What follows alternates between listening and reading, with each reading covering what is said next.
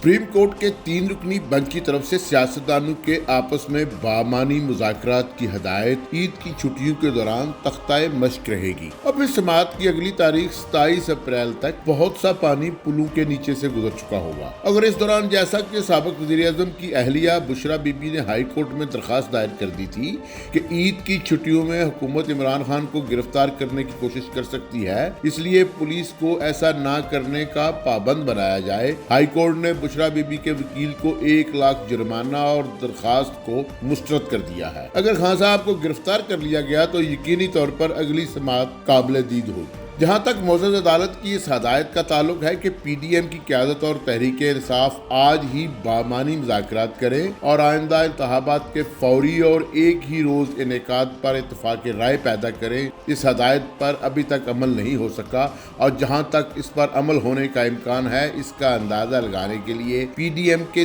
3 بڑے حصہ داروں کے بیانات کو نمونے کے طور پر دیکھا جا سکتا ہے۔ پی ڈی ایم کے سربراہ جناب مولانا فضل الرحمان نے کہا ہے کہ یہ کیسے ممکن ہے کہ وہ اس 3 رکنی بنچ کے سامنے پیش ہو جائیں جس پر پارلیمنٹ نے عدم اعتماد کیا ہے۔ چیف جسٹس انتہائی معزز کرسی پر بیٹھ کر ہماری توہین کر رہے ہیں۔ مولانا فضل الرحمان نے مزید کہا کہ ایک شخص کی خوشنودی اور اسے تحفظ دینے کے لیے آپ پوری قوم کو ذلیل کر رہے ہیں۔ سپریم کورٹ اپنی پوزیشن واضح کرے کہ کیا وہ ایک عدالت ہے یا پنچایت۔ یہ تو تھے پی ڈی ایم کے صدر مولانا فضل الرحمان کے تازہ ترین خیالات، اگرچہ انہوں نے اپنے طویل بیان میں معزز عدالت اور اس کے سربراہ چیف جسٹس جناب عمر عطا بندیال کو براہ راست شدید تنقید کا نشانہ بنایا ہے اور عمران خان کا عاشق قرار دیا ہے۔ سپریم کورٹ کی فوری اور بامعنی مذاکرات کی ہدایت پر دوسرا شدید ترین رد عمل مسلم لیگ نواز کی چیف آرگنائزر اور سینئر نائب صدر محترمہ مریم نواز شریف کی طرف سے آیا ہے۔ مریم نواز شریف نے کہا ہے کہ بات چیت سیاسی جماعتوں اور سیاستدانوں کے ساتھ ہوتی ہے،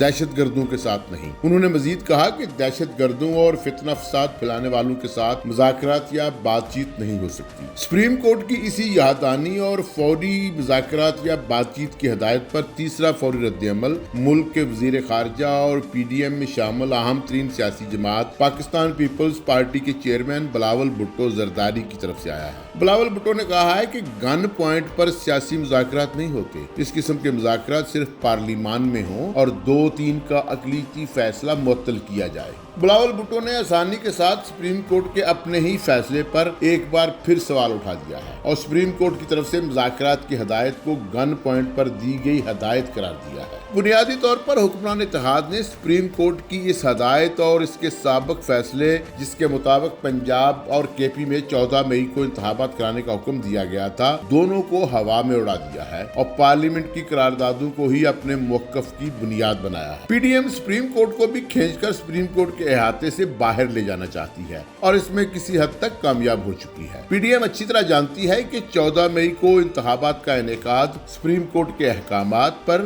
وفاقی اور صوبائی حکومتوں کے اقدامات کا مرہون منت ہے۔ وفاقی اور صوبائی حکومتیں معاشی حالات اور ملک میں سیکیورٹی معاملات کے باعث سیکیورٹی فراہم کرنے والے اداروں کی طرف سے افرادی قوت کی عدم دستیابی کا موقف عدالت میں پیش کر چکی ہیں۔ اس کے بعد فاضل جج صاحبان اپنے چیمبر میں حساس اداروں کے سربراہوں سے بریفنگ بھی لے چکے ہیں۔ اس صورت میں نظر آنے والے تنازع اور تصادم سے بچا جا سکتا ہے، لیکن شاید کوئی بھی بچنا نہیں چاہے گا۔ ایک طرف گزشتہ روز پی ڈی ایم کے کچھ نمائندگان اور اہم عہدیدار فاضل عدالت میں پیش ہوئے تو دوسری طرف پی ڈی ایم کے صدر اور دوسری اہم پارٹیوں کے ترجمان نما قائدین نے واضح طور پر سپریم کورٹ کے 3 رکنی بنچ کی ہدایت پر عمل سے انکار کر دیا، بلکہ اس پر شدید رد عمل کا بھی اظہار کیا ہے۔ یقینی طور پر یہ کام سیاسی جماعتیں ہی کر سکتی ہیں، سپریم کورٹ کے فاضل جج صاحبان نہیں۔ لیکن بدقسمتی یہ ہے کہ سپریم کورٹ کے فاضل جج صاحبان روزانہ سخت ریمارکس کے باعث نہ چاہتے ہوئے بھی اپنے آپ کو جاری بحث کا حصہ بنا دیتے ہیں اور بعد میں انہیں اپنے آپ کو محفوظ رکھنے کے لیے توہین عدالت کے کوڑے کا سہارا لینا پڑتا ہے۔ مسئلہ یہ نہیں کہ ہمارے ہاں آئین اور قانون کے حوالے سے کوئی بڑا ابہام پایا جاتا ہے، مسئلہ یہ ہے کہ ہمارے ہاں شخصیات اتنی بلند قامت ہو چکی ہیں کہ ادارے اور آئین و قانون بعض اوقات ان کے مقابلے میں چھوٹے قد و قامت کے نظر آتے ہیں، اور پھر تنازع کسی بھی نوعیت کا ہو، اس کے حل کی طرف جانے والے راستے ہمیشہ لچک اور برداشت سے ہو کر گزرتے ہیں۔ نہ ہم لچک کا مظاہرہ کرتے ہیں، نہ برداشت ہمارے بس کی بات رہی ہے۔ اس صورت میں تصادم ہی واحد حل باقی رہتا ہے جس کی طرف ہم کبھی تیزی کے ساتھ اور کبھی آہستہ آہستہ بڑھ رہے ہیں۔ تنازعات اور تصادم سے بھری پڑی ہماری سیاسی تاریخ تو یہی بتاتی ہے کہ ہم نے آج تک تنازعات سے نکلنے کا کوئی طریقہ ایجاد نہیں کیا اور ہمیشہ نقصانات سے دوچار ہوئے ہیں۔